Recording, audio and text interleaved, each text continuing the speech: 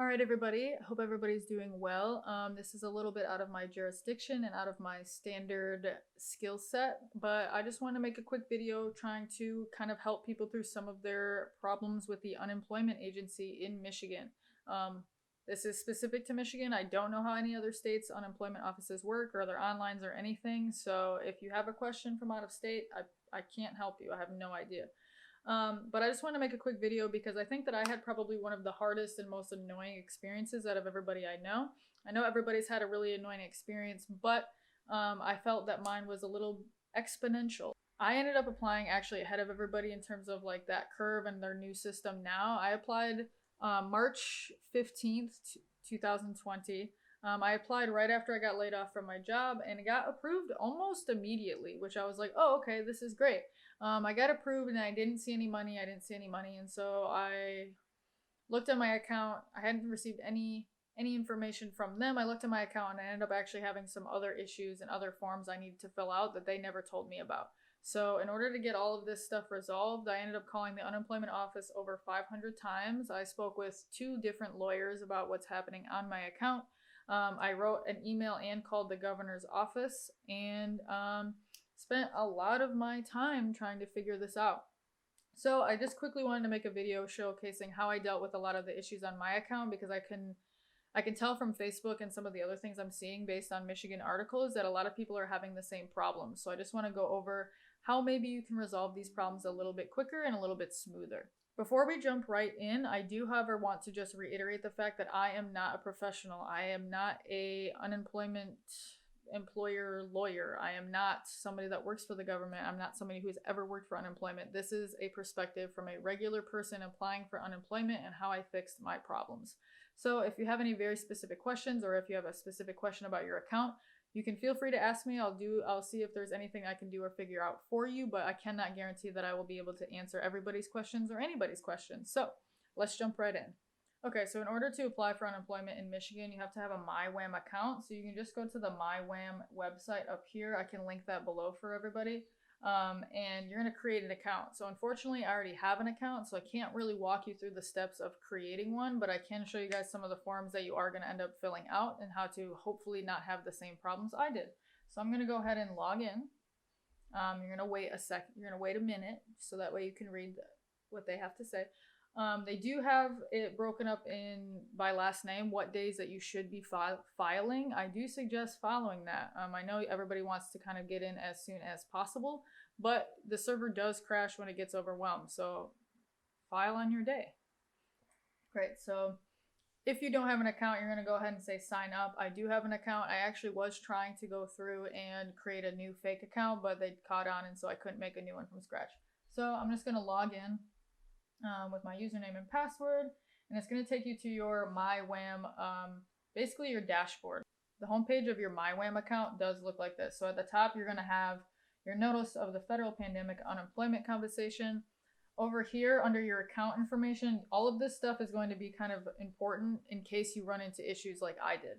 So it says your name here. It'll have your social security, the last 4 of your social here. Your claim number is going to be really important, like I said, if you ever need to talk to anybody about your account.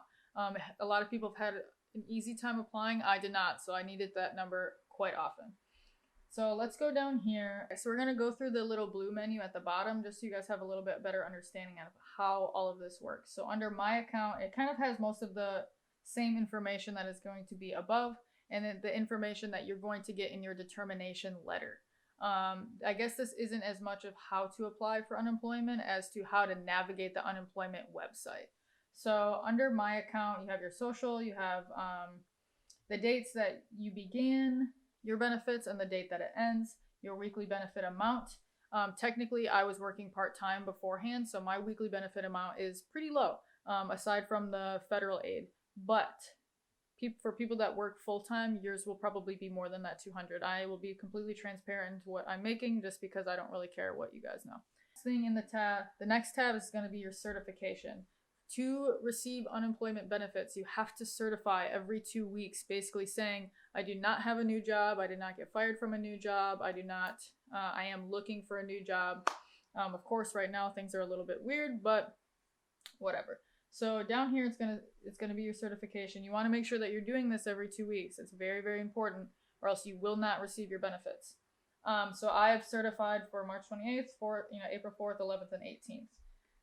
This just went through and just worked for me as of yesterday. So this is all new. Before I got all my problems fixed, all of these weeks besides the 200 week, all 3 of these said I was ineligible. So moving on. So next you're going to go to your submissions, and this tab specifically is very important, but they don't tell you to check it very often. This is where you will find anything that you submit to the unemployment office and see which step it is in. So you have your draft submissions, so things that maybe you've started but haven't finished. You have your submitted items, so this is things that you finished but they haven't looked at yet. And then you have your processed. As you can see, I have a lot of things under my process because a lot of my stuff got kind of messed up. So let's go ahead and just go through some of the stuff that got messed up for me and how to hopefully not make the same mistake. Because I have so many things that I ended up having to submit in order to just fix the issues on my account. I'm going to go to view all processed, and I'm actually going to go to this fact-finding questionnaire. These first 2 certifications are just the certification you're going to do to say, oh, I am still eligible to receive benefits. The fact-finding questionnaire is the first problem that happened on my account. So I'm going to go ahead and show you guys that really quick. It's saying that I completed it. I want to view my submission. Okay, so Unemployment sent me, for some reason, an ability form. And what this form is basically them asking your ability to work. And you have to look at this from a medical standpoint only. This is the mistake I made, and you can see it on here still. I couldn't change it. The first question is, were you unable to work due to illness, injury, or work restrictions? I answered this question yes. I actually ended up applying for unemployment way before most people did because I got laid off pretty early. The answer to this question is no, unless you actually are suffering from illness or injury. There's no point in really even acknowledging the work restrictions part because it just doesn't make any sense. Basically, I checked this box yes because I considered the COVID-19 pandemic a work restriction, and then I had to basically backtrack for a month in order to fix that. So answer that question no, unless you are injured or have an illness. Enter the date of your injury or when your illness began and when your work restrictions began. I put this date in. I put March 18th, 2020 because I got laid off that day. If you are not ill or not injured, just don't even fill that out. Once you answer no, I don't even think that you can fill it out. During your illness, injury, or work restriction, were you able to perform any full-time work? No. I put no because I couldn't go to work. The answer to this question, the correct answer to this question, if you are an able-bodied person to work, is yes. Do not put no. The answer to this question is yes. Do not put no. I messed up this form. This is my fault. Of course, it's my own fault that I messed it up, but I don't want you guys to make the same mistake, so that way hopefully you can get your money way faster than I did. And then, are you still unable to work? So basically, I filled this thing out completely backwards.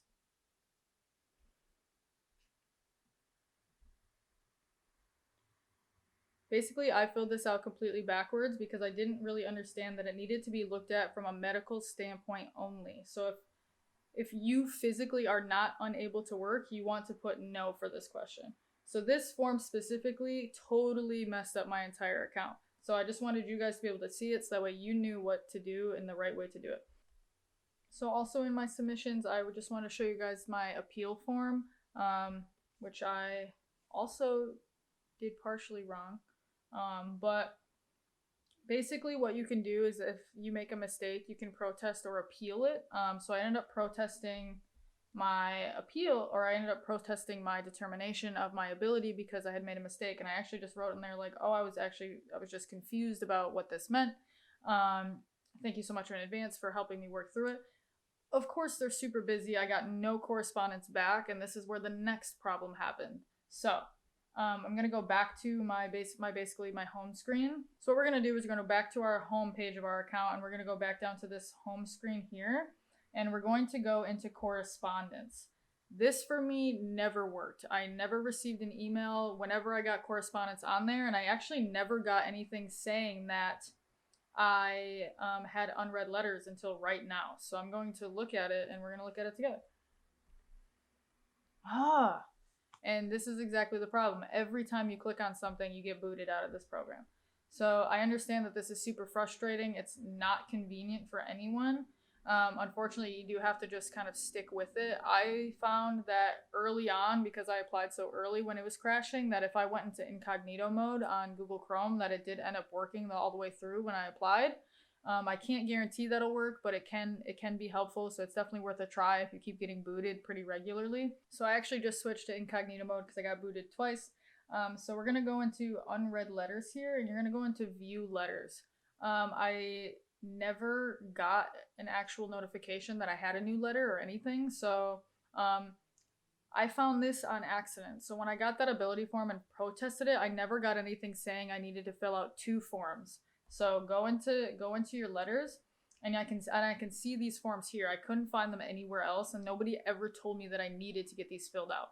So as soon as you get an ability form, and if they deem you ineligible, you will get these 2 letters in your inbox in the MIWAM account. So once you go into your letters, and if you are deemed ineligible based on ability, you're going to receive 2 forms from the UIA, and they're based on my experience, they're not going to send you a notification, and they're not going to tell you exactly how to find them or how to fill them out. So go into your letters. I have a little bit more than we need to look at right now because I had so many errors on my account, but they're going to send you 2 things. They're going to send you the UIA form 1742, which is a medical statement, and the UIA 1713, which is a fact-finding statement, which is basically the same ability form they sent you, but you're going to have to fill it out on paper. So we're actually just going to look at the medical statement first. This to me was something that I had not seen, and I actually didn't see it until after the due date. So you have to take this to a doctor and have them sign saying that you are able to work. As soon as I found this on April 23rd. I got into an urgent care, got them to sign my paper, and got it right emailed and faxed over to the UIA office immediately that day.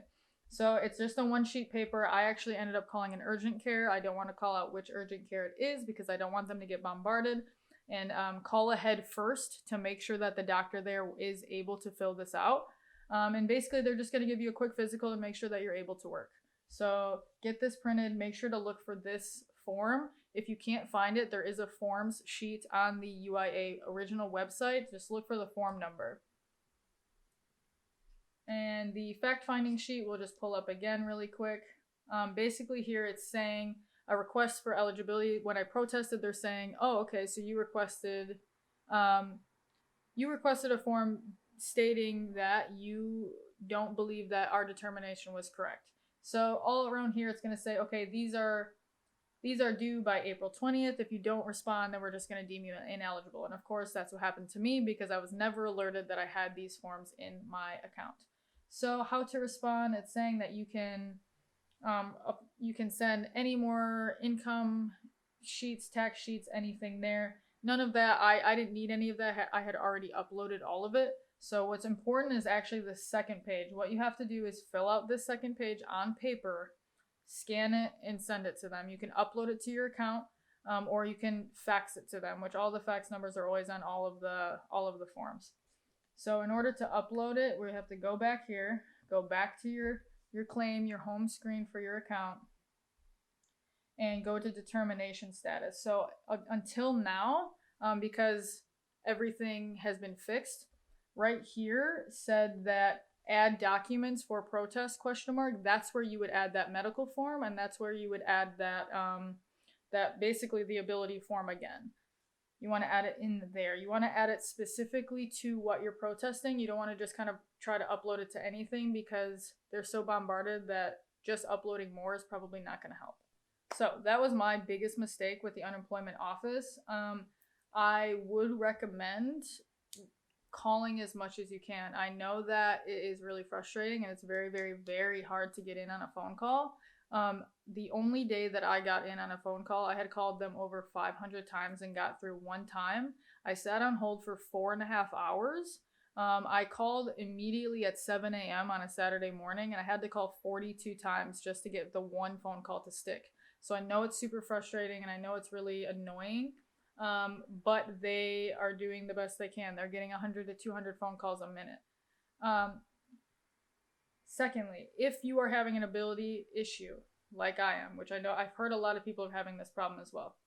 If your issue is the ability form and the status of your protest of that, don't bother calling the unemployment office. I waited on hold, like I said, for 4.5 hours to get on the phone with somebody for her to say, there's nothing I can do for you, because I'm not the person that makes the determination. So if you're waiting on a response to a protest on your ability form, do not waste your time calling the UIA. It's not going to help. I will say that I did end up actually calling and emailing the governor's office, and they did email me back with a number that I could call instead. I'm not going to post that number. It's totally up to your jurisdiction if you want to go that route. Two reasons I'm not going to post that number. One, I don't think it's my place to do so. And two, I actually never got a call back from them. I left a message and they never responded. So I don't know if it was helpful. I don't know if they just kind of expedited my process. I can't say, but I'm not sure. Okay, so there's only a couple small things left to go over in terms of navigating the site. One thing you can do to try to reach somebody at the unemployment office is to send unemployment a message. Again, I cannot guarantee that that helped me at all. I had sent messages every day with, of course, no replies to those direct messages themselves, but that is an option. I also suggest that if you feel that they're not addressing your paperwork or anything faster, to fax it to them. I originally uploaded all my documents online and it didn't really seem like they was getting much attention, and I ended up faxing my forms over really, really late at night. So my goal was hoping that if I sent them really, really late at night, my paper would be at the top of the pile on the printer the next day. And I did notice that it seemed like after I had faxed, things started kind of picking up in terms of my communication with the unemployment office. So if you have access to fax machine, or if you have a smartphone, there are faxing apps that you can get. Fax it over to them. That might help expedite the process a little bit. The last thing to go over is how to get your money.